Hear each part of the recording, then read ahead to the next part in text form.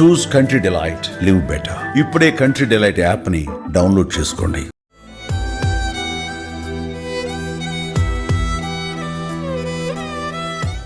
నగరానికి చెందిన సుష్మా అనే యువతి దుర్గం చెరువులో దూకి యువతి ఆత్మహత్య చేసుకున్న విషయం తెలిసిందే.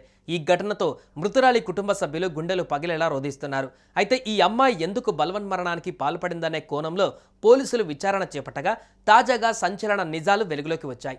ఇంతకు సుష్మా ఎందుకు ఆత్మహత్య చేసుకుంది, అందుకు దారితీసిన పరిస్థితులు ఏంటో ఓసారి చూద్దాం.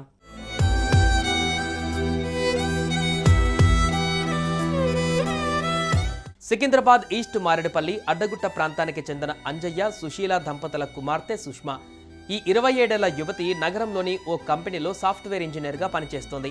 అయితే సుష్మాకు నేరేడ్మెట్కు చెందిన సాఫ్ట్వేర్ ఉద్యోగి అమృత్తో ఈ ఏడాది జనవరి 31న వివాహం జరిగింది. కాగా వివాహ సమయంలో సుష్మా తల్లిదండ్రులు 5 లక్షల నగదుతో పాటు 6 తులాల బంగారం, ఒక రాయల్ ఎన్ఫీల్డ్ బైక్ను కట్నంగా ఇచ్చారట. అలా పెళ్లైన కొన్నాళ్ల పాటు వీరి దాంపత్య జీవితం సాఫీగానే సాగింది. కానీ రాను రానే అత్తింటి కుటుంబ సభ్యుల అసలు భాగోతం బయటపడింది. పెళ్లైన కొన్ని నెలలకే అదనపు కట్నం తేవాలంటూ సుష్మను ఆమె భర్త అమృత్, అత్త పాలిన, మామ ఆనంద్, మరిది కలిసి వేధించడం మొదలుపెట్టారని మృతురాలి తల్లిదండ్రులు ఆరోపించారు. అత్తింటి వేధింపులను సుష్మా భరిస్తూ వచ్చింది. కానీ రాను రాను వీరి వేధింపులు మరింత ఎక్కువయ్యాయి.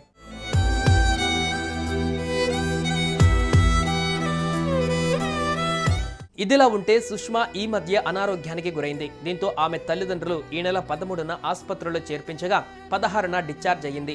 అనంతరం ఆమెను తల్లిదండ్రులు తమ ఇంటికి తీసుకువెళ్లారు. ఇక ఈ నెల 17వ తేదీన తన ల్యాప్టాప్ తెచ్చుకోవడానికి సుష్మా తండ్రి అంజయ్యతో కలిసి అత్తగారింటికి వెళ్ళింది. అక్కడ కూడా సుష్మకు వేధింపులు తప్పలేదు. మళ్ళీ ఎందుకు వచ్చావు, అదనపు కట్నం తీసుకురావాలంటూ తండ్రి అంజయ్యను కూడా దూషించినట్లుగా తెలుస్తుంది. తన తండ్రి ముందే ఇంతలా అదనపు కట్నం కోసం భర్త, అత్తమామలు సూటిపోటి మాటలతో వేధించడంతో సుష్మా తీవ్ర మనస్తాపానికి గురైంది.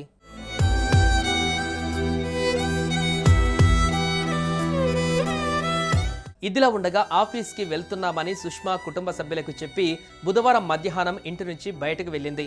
అర్ధరాత్రి దాటిన తర్వాత ఇంటికి తిరిగి రాకపోవడంతో ఆమె కుటుంబ సభ్యులు ఆందోళన చెందారు.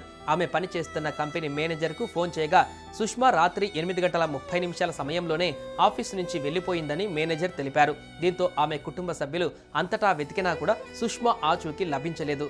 ఇక చేసేదేం లేక గురువారం తెల్లవారుజామున 4 గంటలకు మాదాపూర్ పోలీసులకు ఫిర్యాదు చేశారు.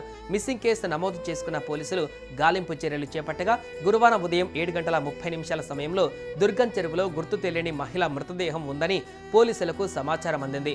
ఘటనా స్థలానికి చేరుకున్న పోలీసులు మృతదేహాన్ని పరిశీలించగా అది సుష్మదేనని నిర్ధారణకు వచ్చారు. అనంతరం మృతదేహాన్ని పోస్టుమార్టం నిమిత్తం ఉస్మానియా ఆసుపత్రికి తరలించారు. కుమార్తె మరణ వార్త తెలుసుకున్న మృతురాలి తల్లిదండ్రుల గుండెలు పగిలేలా ఏడ్చారు. అనంతరం వారి ఫిర్యాదు మేరకు సుష్మా భర్త అమృత్, అత్త పాలిన, మామ ఆనంద్, మరిదిపై కేసు నమోదు చేసుకున్న పోలీసులు దర్యాప్తు చేపట్టారు.